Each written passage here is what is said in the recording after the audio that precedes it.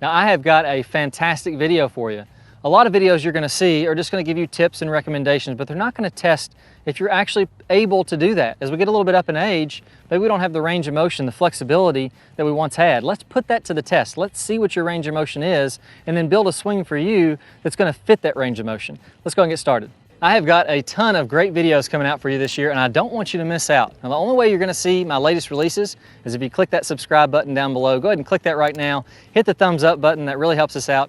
And post your comments. I would love to hear from you. All right, so piece number one, we have to rotate in the backswing. So we talk about, in the Top Speed Golf system, the power turn, which basically means that if I take a club, put it across my shoulders, I want to load up my hips and my shoulders and my body, get a good full shoulder turn in the backswing, and then the downswing, I want to go ahead and rotate all the way on around to a good full finish. That's great. Everybody would love to do that. We'd all love to look like Justin Thomas or Adam Scott, but can we physically do this with our body? And I got a great test for you and a cheat that's going to make this easier if you fail the test. So let's put this club across our shoulders again. The club's going to go on the tips of the shoulders here, kind of on the edges, and then put your fingertips across there and hold this club in place. I want the grip side of the club pointing out from my left shoulder. Now here, this will be rotating level with the ground.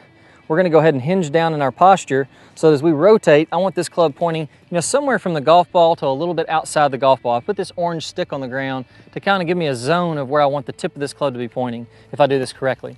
Now what I want you to do is keep your heel firmly planted against the ground. Don't lift that heel at all. And as you rotate to the top of your swing, go as far as you can with that heel still on the ground. Now to do this, if you can let that right leg straighten up a little bit, that's going to help to rotate the hips. And you want to feel like your weight shifts a little bit to the right as that's happening. Go as far as you can go without lifting that heel off the ground.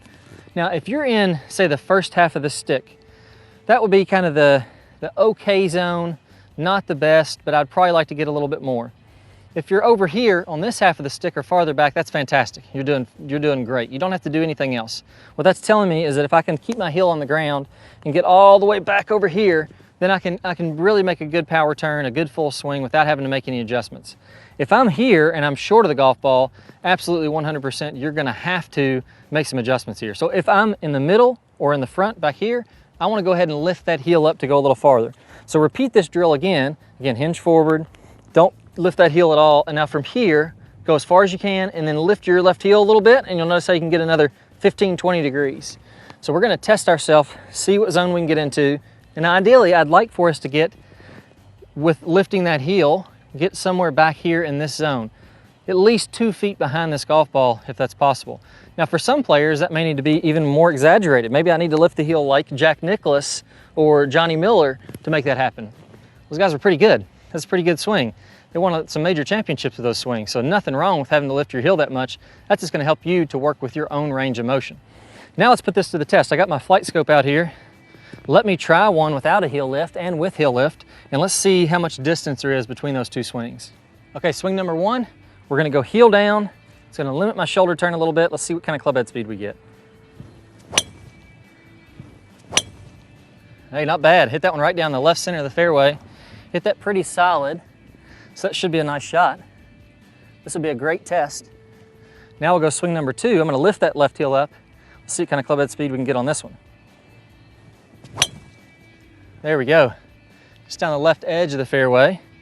So those will be a great test because those were hit fairly similarly. Now swing number one, I got 112.8 miles an hour. Not bad. 272 total distance. Not my best drive ever, but definitely not a bad drive. Swing number two, I got 118, so 6 miles an hour faster, and 292. So you can see, no matter if you're swinging 70 miles an hour, lifting that heel may get you to 78. If I'm swinging 150 miles an hour, it may get me to 158. So it really doesn't matter how fast you're swinging. These same principles help you to get more speed. Let's take it to the next piece. It's going to make your swing a lot easier. All right, piece number two, how high should I lift my arms? And again, if we don't test this, we don't really know if we're even able to do this. A lot of players will have shoulder problems, and a very simple test you can do is stand nice straight up and down, keep your chest facing forward. I don't want to lean back like this. Keep my shirt buttons level with the ground, and I'm going to take my arms shoulder width apart, put my thumbs up toward the sky, and if there's a wall behind me, I'm going to try to put my thumbs into that wall. Now you can see I can lift my hands fairly high. Some guys can go even behind their back when they're doing that. I'm not that flexible. But if you have a shoulder injury, you may only be able to get to here and your shoulders kind of lock up. Or maybe you'll have one arm that goes way up and the other arm doesn't. Well, if either arm can't get above your shoulders, then you're not going to be able to have a high backswing. Because if I rotate in the golf swing while I'm doing that, that's as far back as I can go. If I can get about 30, 45 degrees above my shoulders, that is plenty high. I can go as high as I want in the golf swing, no problem at all. So do that test, and if you can't get your arms to elevate above your shoulders, don't worry about swinging high with your arms. It's not going to be something that you're able to do. One little quick tip, if you do fail that test, you take a tennis ball, don't do a golf ball, it'd be too hard, but take a tennis ball or a lacrosse ball, and what you'll do is you'll lay flat on the ground and you'll roll that ball on your back. That's going to push into these muscles. It's going to loosen those up. Josh, that is a co-founder of Top Speed Golf, he had the same issue. Couldn't lift his arms above his shoulders.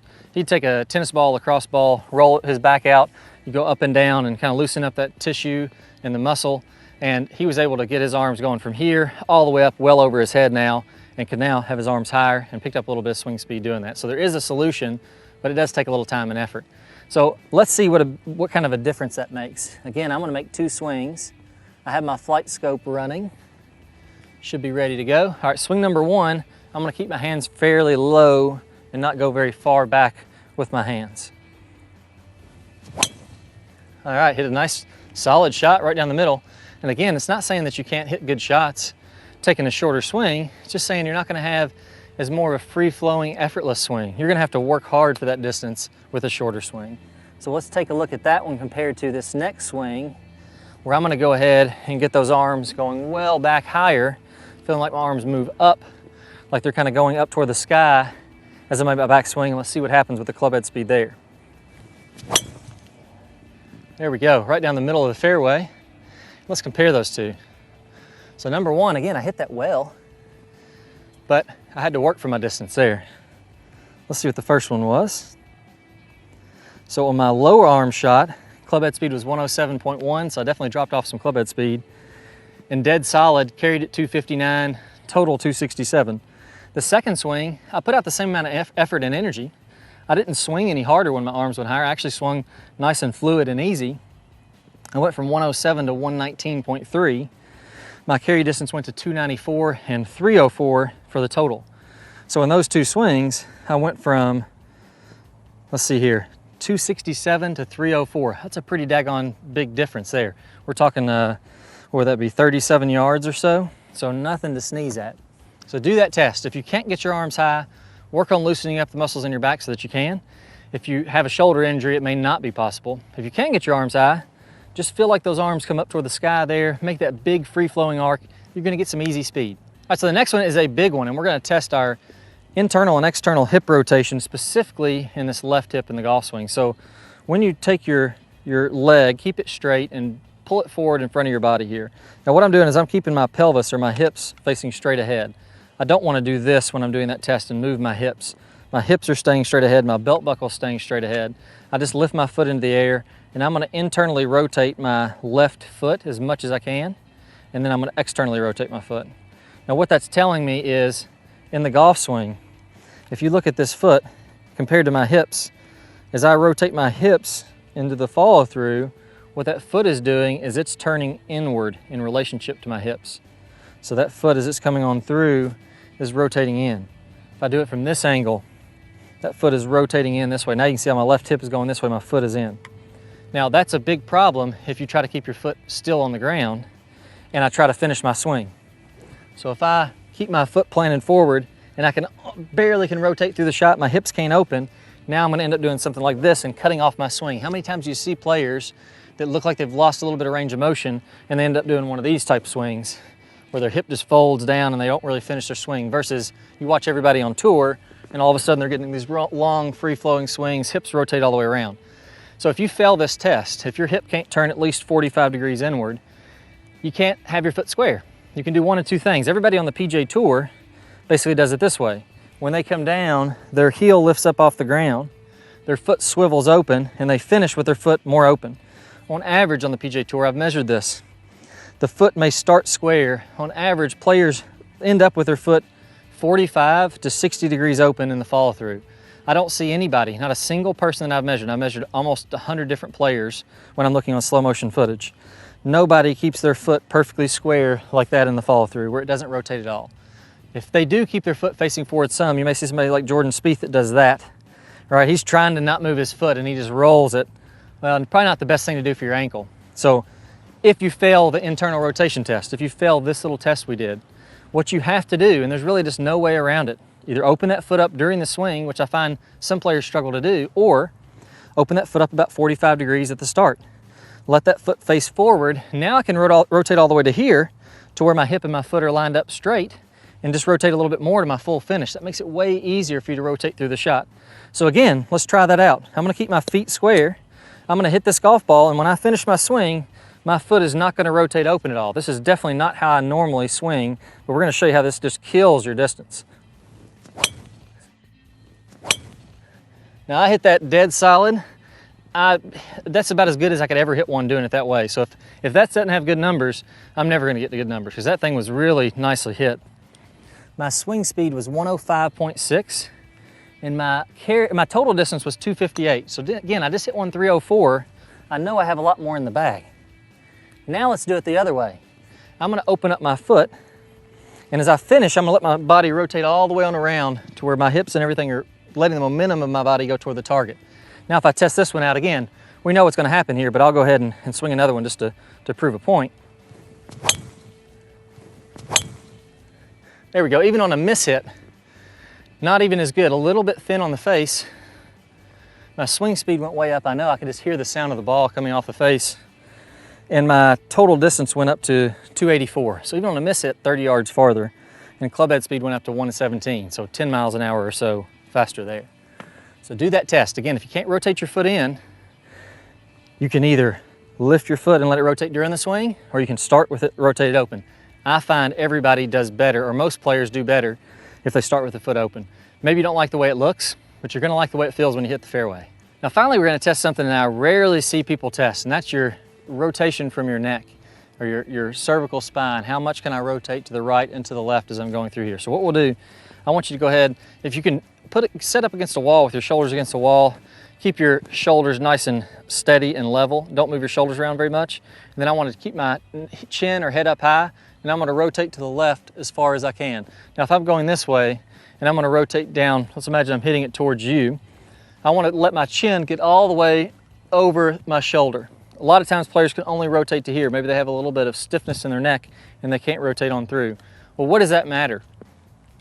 In the backswing, in order to be able to see this golf ball and make a big shoulder turn, I have to let my chin come over my shoulder. So you can see how my chin is over my shoulder now. If I can't get that kind of rotation, what's gonna end up happening is my neck locks up here, and I'm gonna have to turn my head away from the ball a little bit, or I'm gonna say, okay, I don't wanna do that, and I'm just gonna shorten up my swing. Either way, I'm killing my distance. So do the test. If for any reason you have trouble rotating your neck to the left, again, do a little therapy, get with a physical trainer, physical therapist, loosen up the neck a little bit so you can rotate more easily. But if you can't do that, a little cheat here is that if I let just my left eye look at the ball, focusing on your head turning, but don't worry if your chin turns away a little bit. If you happen to barely lose a little sight of the golf ball, I would rather you do that and make a bigger turn and be able to see it with just my left eye than I would to shorten that turn, make a compact swing, and not swing through it. Because you're gonna lose 30 or 40 yards when you do that. That's just what we tested. So make sure you go through that test. If you can't get the full range, do some exercises to get the full range, but then make sure you go ahead and let your head swivel a little bit and just look at the golf ball with your left eye. To prove that, and we've seen great players do this. You know, even look at Jack Nicklaus, he kind of set up that way a little bit with his golf swing. But I want to prove to you that you can hit some great golf shots doing this. Let's go ahead and make a swing here, and I'm going to let my head pivot a little bit and just look at that golf ball with my left eye as I go on the backswing. So watch my head on this one, and you're going to see how it rotates a little bit, which is completely fine. And I hit that one right down the middle, one of the best ones. So my head swiveled a little bit. It's not the end of the world. Is it the best thing to do? Probably not, but it's better to hit it 30 yards farther and let your head swivel than to go 30 yards shorter and try to keep your head still. So 116, 293 total distance there. So follow those tests. One thing that really kind of drives me nuts is when we're trying to work on our swing, but nobody ever takes the time to test you and see if you can actually perform these motions. Can you rotate your body? Can you lift your arms to get the swing that works best for you? So make sure you go through these tests, and then from there, what we're really getting at here is what we call the power turn in the top speed golf system. That's where we rotate the body. So whether we're lifting the heel, whether we're getting the arms higher, all that is in an effort to rotate better going back and to rotate better coming on through. If you can do that, you get a lot more swing speed. Now I've got a great bonus for you. One of the best power turn videos that I've ever made. It's gonna pop up a preview of that video here in a second. You just click the card that pops up on the screen or the link down below in the description, and you're gonna get instant access to that video. Let's go ahead and get started. I can't wait to share with you the power turn from the Top Speed Golf system. Correct technique, we can all hit it with really good distance without a lot of muscular effort. And it all starts out, the very first thing you have to do is get a good powerful turn to load up the body. And it's not only in golf, but in all sports we have to rotate the body. At least 90 degrees with the shoulders as you swing to the top. Preferably, we can go even a little bit past 90 to really get loaded up. That's gonna allow us to have a lot of power. So we don't just have to look at golf for this. Let's actually look at other sports. They're rotating their body, then they're coming forward. So we have to get that load. We have to get this big shoulder turn to be able to create power in the golf swing. So in this series of videos, I'm gonna show you exactly how to do that. That's one of the first keys to getting power, and we're all gonna get at least a 90-degree turn, if not more than that. I think you'll be surprised at what you can do. So let's go ahead and get started with the next series of videos, and I'm gonna show you how to get this big, powerful turn. All right, guys, so before we go, let's take a look at this in action with some of the top pros. Now here we're looking at Adam Scott, and you're gonna see as he rotates to the top, good full shoulder turn. This is pretty typical of what I see with the top pros, a little past 90. Those guys are working on their flexibility, so sometimes they can get to 100 or even 110 degrees.